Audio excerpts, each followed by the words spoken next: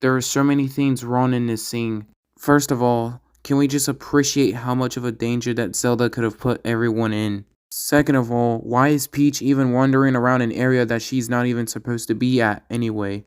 While Fox was trying to be the hero, Zelda gets in the way, which could have caused everyone to be at line. And while Peach is left unsupervised, this could have caused everyone to be at risk. The goofy part about this whole entire thing is that Zelda had many, and yes, I mean many ways of saving Peach. Choosing violence was obviously not the best way to save Peach. If you think about it later, the princesses along with Kirby were flung off the ship previously into the game. Now imagine the same but without Kirby's help.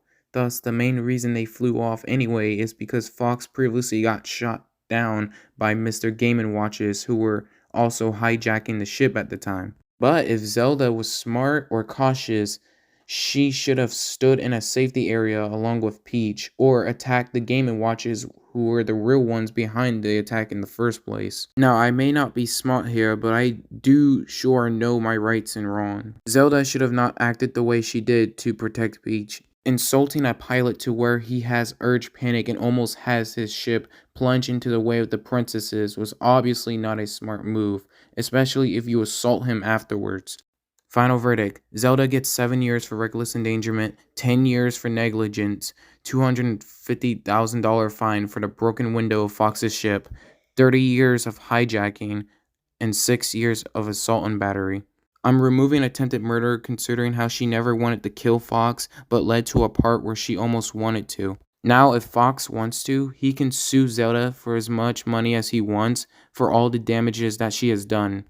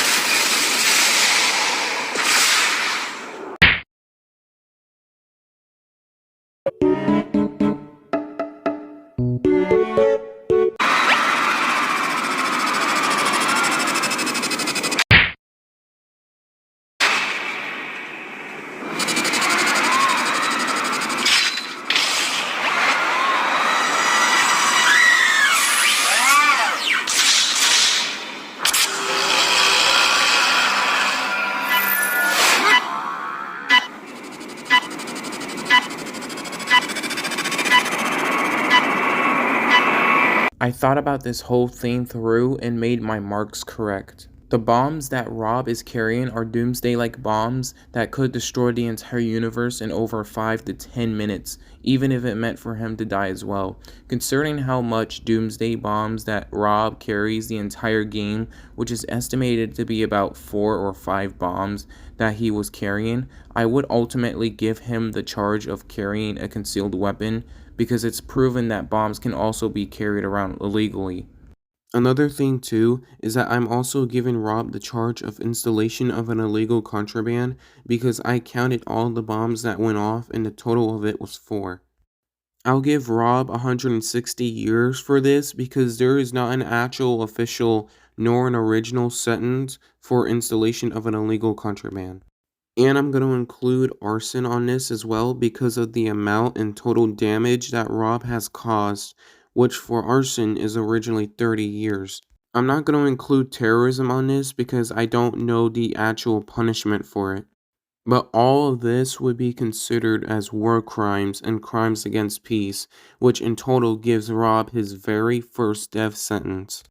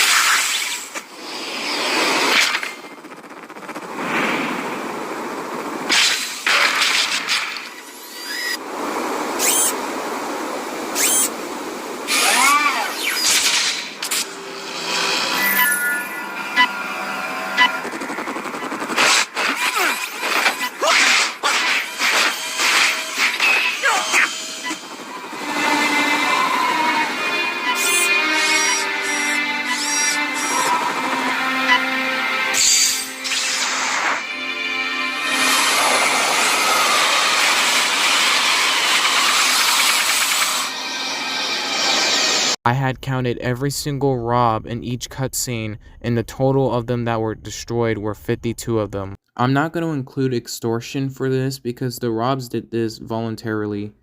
But I'm also not going to include murder on this because even if R.O.B shows remorse for what he had done, there are a lot of murder types that I don't know best fits this whole crime. But because R.O.B was manipulated under the orders of Taboo, who is the true villain of this whole entire game, to do this, along with Ganondorf's help, he allowed this to happen, which is said that in his own shame, meaning that he had all the chances as a leader and master with true will, decided not to stop Taboo from taking over. And because everything that I just mentioned were war crimes, mostly because R.O.B failed to maintain land and order, I'm giving him 52 counts of forced suicides, which will give him another death penalty, and another for mass genocide.